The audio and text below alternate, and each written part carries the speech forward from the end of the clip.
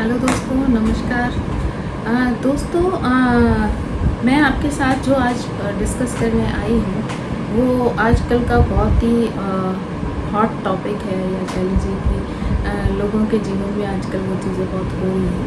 तो मेरा कहना ये है कि आप जो भी कुछ कर रहे हैं, है ना, उसके लिए जब आप ज्योतिष के कोई प्रॉब्लम आती है, आप ज्योतिष के पास जाते हैं, ज्योतिषाचार्यों के पास जाते हैं, और फिर जब वो कोई उपाय बताते हैं तो कई बार कुछ लोगों का करना ये होता है कि भाई हम पैसे दे देंगे, आप हमारा उपाय करो। और जिसका फ़ायदा उनमें से सारे लोग नहीं, लेकिन हाँ कुछ लोग ऐसे होते हैं कि जो इस बात का फ़ायदा उठाते हैं और वो आपसे औने पौने दाम मांगते हैं कि 50,000, लाख, 1.5 लाख, 2 लाख। तो इस तरीके की घटनाओं से ना, इस तरीके की चीज़ों से क्या होता है कि और उसके बाद भी वो चीज़ों का रिज़ल्ट नहीं आता।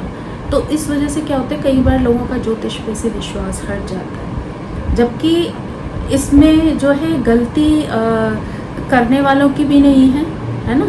और जो चीज़ें आपके साथ हो रही हैं उसके लिए अगर कहीं ना कहीं आप देखोगे ना, तो आप खुद जिम्मेदार हो। क्योंकि जितने क्लाइंट मेरे पास आते हैं, मेरी उनके साथ पहली शर्त यही होती है कि जो भी उपाय मैं आपको बताऊंगी, जो भी मैं समझाऊंगी, वो आपको खुद करना है। ना तो मैं खुद करूंगी और ना मैं किसी और के लिए आपको ये सलाह दूंगी कि आप जाके किसी से करवा लो। अगर आप उस चीज़ के लिए खुद तैयार हो तो आप मुझसे बात करो, तो मैं आपको उपाय बताऊंगी। हाँ, इतनी श्योरिटी दे सकती हूँ कि वो उपाय ना तो बहुत ज़्यादा कठिन होंगे, ना बहुत ज़्यादा महंगे होंगे, है ना। समय के अंदर रहते हुए आप उन्हें कर सकते हैं, बहुत ज़्यादा समय भी उनमें खर्च नहीं होगा।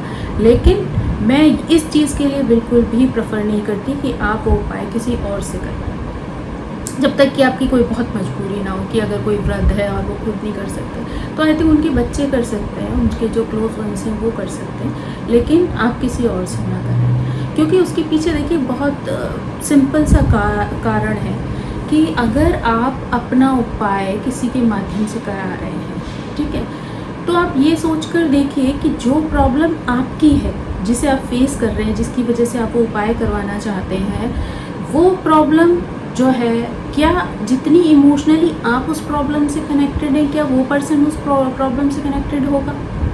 क्या जब आप ईश्वर के साथ सामने बैठ के अपनी बात रख रहे होंगे, या आप जो भी उपाय कर रहे हैं, जो भी प्रार्थना कर रहे हैं, उसमें कहीं ना कहीं आपका वो दर्द होगा, वो तकलीफ़ होगी जिससे आप गुजर रहे हैं, है ना, तब आप ईश्वर से मांगेंगे और वहाँ ईश्वर को ये समझ में आएगा कि आप सचमुच उसके लिए कितने नीडी हैं। तो अगर आपकी प्रॉब्लम ईश्वर को भावनात्मक रूप से जब समझ आएगी, तभी तो वो उसका रिजल्ट देंगे। जब उन्हें लग रहा है कि आपको पैसे का इतना घमंड है कि आप हर चीज़ पैसे से करा लेना चाहते हैं, तो हर चीज़ का इलाज पैसे से तो नहीं होता। क्योंकि जिस भी व्यक्ति से आप वो उपाय करवा रहे हैं, तो ज़रूरी तो नहीं है ना कि जितना इमोशनल आप हैं उस परिस्थिति, उस प्रॉब्लम को लेके, उतना ही इमोशनल वो पर्सन होगा। तो फिर क्या होगा कि वो चीज़ सिर्फ एक फॉर्मल रूप में हो तो जाएगी, उपाय तो हो जाएगा, लेकिन क्या वो उपाय उतनी शिद्दत से हो पाएगा जिसका रिजल्ट ईश्वर आपको दे? तो इसीलिए कई बार ऐसा हो जाता है कि जब आप उपाय किसी दूसरे से करवाते हैं तो उसका उतना फल नहीं मिलता, या उतनी जल्दी नहीं मिलता, जितना कि जब आप खुद करते हैं तो उसका फल आपको कई गुना ज़्यादा मिलता है और जल्दी मिलता है। तो इसलिए सबसे पहले तो आप कोशिश करिए कि अगर आप किसी के पास जा रहे हैं तो मेंटली ये प्रिपेयर होके जाइए कि वो उपाय आप खुद करेंगे, जो भी हो, जब तक कि वो बिल्कुल आउट ऑफ कंट्रोल वाली सिचुएशन वाला उपाय ना हो कि जो किसी दूसरे को ही कराना है। और दूसरी चीज़ ये है कि मान लीजिए आपको किसी ने बता दिया कि आपको 1 लाख हवन कराने हैं, या 51,000 हवन कर मतलब आहुति देनी है किसी उसमें। तो आपने किसी पंडित जी को अपने घर में लाके बिठा दिया और हवन स्टार्ट करवा दिया। 2-4 लोगों से पंडित जी ने भी 2 लोग बिठा लिए साथ में, और आपको 51,000 या 1.25 लाख जो भी आहुति देनी है या माला करनी है, आप कर रहे हैं। लेकिन आप सोच कर देखो, क्या इतनी सारी जो चीज़ें कर रहा है, क्या उसकी काउंटिंग में कभी कोई गलती नहीं होगी? या कभी ऐसा भी हो सकता है कि उसे नींद आ रही हो, या जानबूझ के भी जल्दी ख़त्म हो जाए, इसलिए हो सकता है कि वो 10-5 मंत्र आगे पीछे कर दे या कुछ भी कर दे, तो आपका वो चीज़ तो खंडित होगी ना। वो इतनी सीरियसली तो आपकी एक एक चीज़ गिन नहीं रहे, या क्या हो सकता है वो जानबूझ के न करे तो अनजाने में कहीं भूल जाए और आपकी 10 मालाएँ बीच में गोल हो गई, तो आपका वो उपाय तो सिद्ध नहीं माना जाएगा, वो आपका उपाय कंप्लीट ही नहीं होगा। तो जब वो चीज़ कंप्लीट नहीं होगी तो ऑब्वियसली उसका रिजल्ट आपको कहाँ से मिलेगा। और फिर आप सोचो कि भाई मैंने तो इस पे 1 लाख रुपए खर्च किए या 2 लाख रुपए खर्च किए और उसके बाद भी उसका रिजल्ट नहीं आया। आप कम करें, थोड़ा करें, लेकिन खुद करें, क्योंकि उस खुद करने में आपकी जो शिद्दत है, आपका जो फीलिंग है, आपके जो दिल से एक कनेक्शन है उस प्रॉब्लम के साथ में, और वही चीज़ आप ईश्वर के सामने समर्पित करना चाहते हैं, जिससे कि ईश्वर उस प्रॉब्लम को समझे और आपको उसका रिजल्ट दे, है ना। तो आप कोशिश ये करें कि कोई भी चीज़ अगर आप कर रहे हैं तो आप वो उपाय खुद करने का प्रयास करें। आप ज़्यादा दूसरों पर डिपेंड ना हो। जितने अच्छे तरीके से, जितनी शिद्दत के साथ आप कोई भी चीज़ करेंगे तो उसका आपको अच्छा रिज़ल्ट ज़रूर मिलेगा, 100% मिलेगा। तो आप चीज़ों को समझें, है ना, उन चीज़ों को समझें। और सबसे पहले एक मुख्य बात यह है कि अक्सर कर जब कोई किसी को उपाय बता रहा होता तो सबसे पहली चीज़ होती है ना मीन्स ये तो हो ही नहीं पाएगा, मेरे पास तो इतना टाइम ही नहीं है, मेरे लिए तो ये पॉसिबल ही नहीं है, मैं इसको कैसे कर पाऊँ। तो जब आपने पहले अटैम्प्ट में ही उस चीज़ को ना बोल दिया तो ईश्वर आपके लिए हाँ क्यों करेगा। जब आप ही ना बोल रहे हैं हर चीज़ के लिए तो ईश्वर हाँ क्यों बोले उस चीज़ के।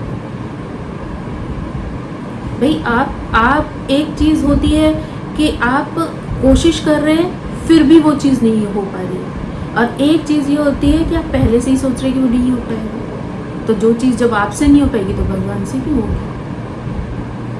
तो इसलिए अपने जब भी आप कभी ऐसी चीज़ों को करवाने के लिए जाते हैं या करने के लिए जाते हैं तो सबसे पहले मन में ये विश्वास रखिए कि हाँ मैं कर सकती हूँ, अगर ईश्वर मेरे साथ है तो मैं ये ज़रूर कर सकती हूँ।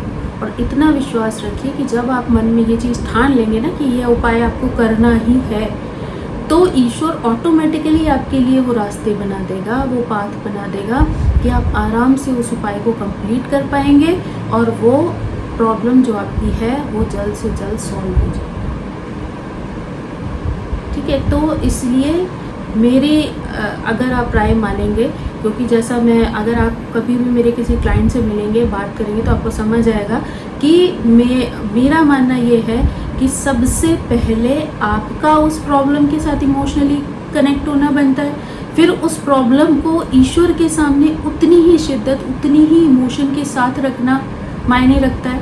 क्योंकि जब तक आप इमोशन के साथ उन चीज़ों को नहीं रखेंगे तब तक ईश्वर को उस चीज़ की आपके जीवन में क्या आवश्यकता है, क्या वैल्यू है, वो कैसे समझेंगे। जैसे कि आप कहते हुए ना कि बचपन में भी जब बच्चा रोता है तो माँ को समझ आता है कि उसको दूध चाहिए, यानी बच्चे के इमोशन ही तो समझ में आते हैं, तभी तो मदर को लगता है कि भाई इसको दूध की ज़रूरत है।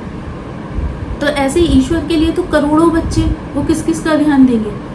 वो तभी तो ध्यान देंगे जब आपकी पुकार सच्ची होगी, आपके भाव सच्चे होंगे, आप उसी फीलिंग के साथ ईश्वर को याद करेंगे। तो जितना गहराई से आप ईश्वर से जुड़ेंगे उतनी ही अच्छे रास्ते, उतने ही गहरे रास्ते आपको इजीली मिलते चले जाएंगे। आई होप आपको मेरी बात समझ आई होगी। तो इसी के साथ मैं अपने वक्तव्य को, अपनी बातों को, अपने विचारों को विराम देती हूँ। So thank you so much. Please मेरे चैनल को सब्सक्राइब करें, लाइक करें और शेयर करें। Thank you, bye bye.